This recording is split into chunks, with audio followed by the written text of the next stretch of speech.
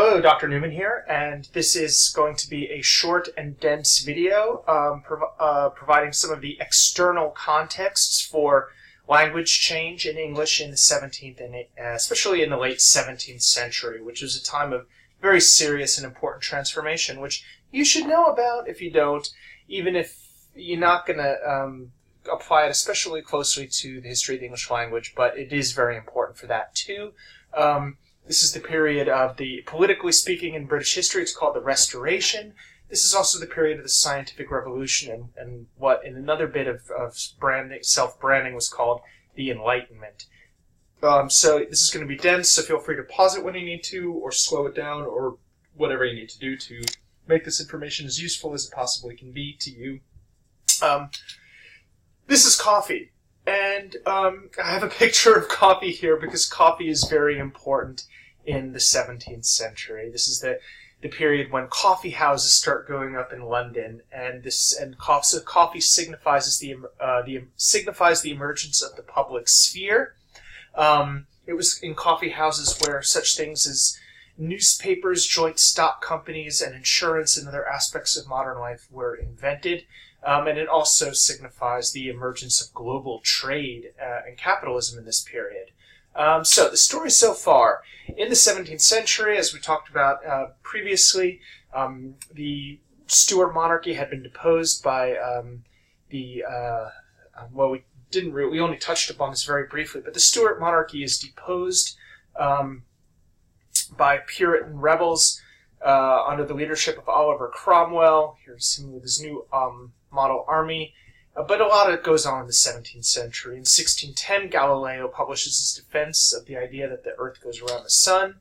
In 1620, Francis Bacon publishes his Essays, which was one of your corpus analysis assignments. Francis Bacon is considered one of the founders of modern English prose style, as well as of the scientific method. In 1618, the 30 Years' War begins, which is one of the most important chapters in the wars of religion that grow out of the Reformation. And it devastates Germany. It kills about a third of the population, and it leaves some people, according to some historians, sort of left some people disenchanted with the religious zealotry of the period. They're like, well, if believing in your doctrine leads to this, maybe we should just have a little more chill. But no chill was being had in 1640 when the English Civil War begins between the Royalists and the parliamentarians on the one side of the sort of high church Anglicans, and I'm simplifying a lot here, so read a book or whatever. And on the other side, the parliamentary side, they're kind of more Puritan, low church, sort of more they're different religious doctrines. In 1648, the 30 Years' War ends with the Treaty of Westphalia, founding the modern state system, and it was determined that every country would have its own religion, whether that be Protestantism or Catholicism, and they would get to keep it, and nobody would go to war over that anymore. In 1649, meanwhile, the Puritans execute Charles I, and from 1649 to 1660, we get a period in English history known as the Interregnum. That is the period between royal reigns, and it's also called the Commonwealth and Protectorate. Now, in case you were wondering whether there were English Civil War reenactors, there are. Check them out. These are them. They're in their 17th century clothing. But after the Interregnum comes the Restoration, and this is sort of the period that we're getting into here.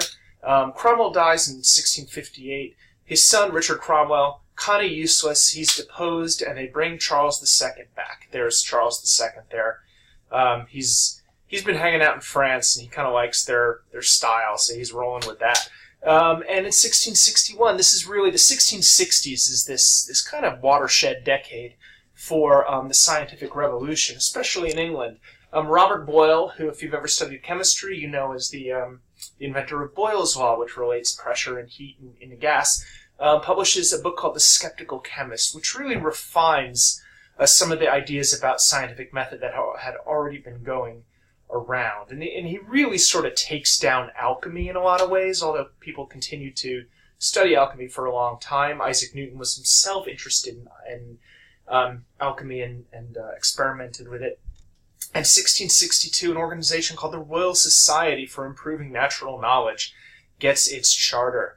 This is one of the first scientific societies, and Boyle is a member, and Christopher Wren, and Isaac Newton, and various others. Meanwhile, in 1667, Paradise Lost is published, just for you literary people to give you some mooring here. In 1683, meanwhile, let us be reminded that one of the most powerful political entities on earth is the Turkish state, the Ottoman Empire, who are fighting the Austro-Hungarian Empire in Vienna. In 1687, Isaac Newton publishes the Principia Mathematica. This is where he first publishes the 3 laws of motion, revolutionizing what we know about physics and really sort of changing a lot of things, both scientifically and culturally, because so transformative were Newton's views of how the universe works that people started to take his way of thinking and applying it to other things. Meanwhile, Charles II dies, and his brother's going to become monarch, but they don't like that because the brother's pretty openly Catholic, and Parliament, even though the king has been brought back, at this point the Parliament is supreme over the king, and that is really established in 1688 in an event that the English, in another episode of branding, call the Glorious Revolution. And James II flees abroad, and William and Mary become the monarchs. There's a college in Virginia named after them, kind of a basketball school, I reckon. Anyway, scientific revolution. Yeah, I talked about the Royal Society already, and Robert Boyle, and there's one of Newton's telescopes, and this is just the big thing that's going on. It's important to remember, though, that even while this new emphasis on empiricism and experimentalism is taking off, it's not like everyone abandons what they've been about all along. I think the thing that is often overlooked about this period is that it continues in many ways to be an age of intense religious devotion and interest. So Newton wrote commentaries on the Bible, especially on books of prophecy and the apocalypse, and he tried to use a scientific framework to determine when the world would end. It was along a similar line that Archbishop Ussher, sorry about the typo there, I'll fix that before I upload this, Archbishop Ussher, who was in Dublin, he was part of the Church of England in Ireland, which called itself the Church of Ireland. But Archbishop Ussher in Dublin, using scientific methods and reading the Bible very carefully, attempted to determine what the precise date and hour was of the creation. And this is still used, his date and time is still used by a lot of sects of young Earth creationists. So it's interesting how what was once considered sort of like a cutting-edge scientific kind of effort is now seen as being, anti-science. And of course, this is also continues to be a period of literary flourishing for England and English literature. This is the period when people become professional writers. They start making a living writing. Margaret Cavendish, one of the first widely published women authors, she kind of could afford to self-publish because she was a rich aristocrat, but Alfred Bain was the first woman to make a living by writing, and Daniel Defoe was also somebody who sold novels. He wrote Robinson Crusoe and others, and this is the period when the novel was beginning to be a big thing. There's other, eminent people of this time as well, including John Bunyan, author of A Pilgrim's Progress, famous Baptist spiritual work, possibly one of the most printed books in English after the Bible over the centuries, one of the most widely read. This guy here, Samuel Pepys, is famous for the history of the English language because he kept a diary, which ended up becoming public. This is a period in which we call it the emergence of the public sphere. All those guys hanging out in their coffee shops are sharing the news about shipping and political revolutions and wars abroad on newspapers that they're printing and distributing and selling to each other. They're trading stock in companies. They're pooling the people who own ships decide to pool their risk by putting money into a pot. And if somebody's ship sinks, then they can take money from that pot to replace it, so that nobody puts all their eggs in one basket.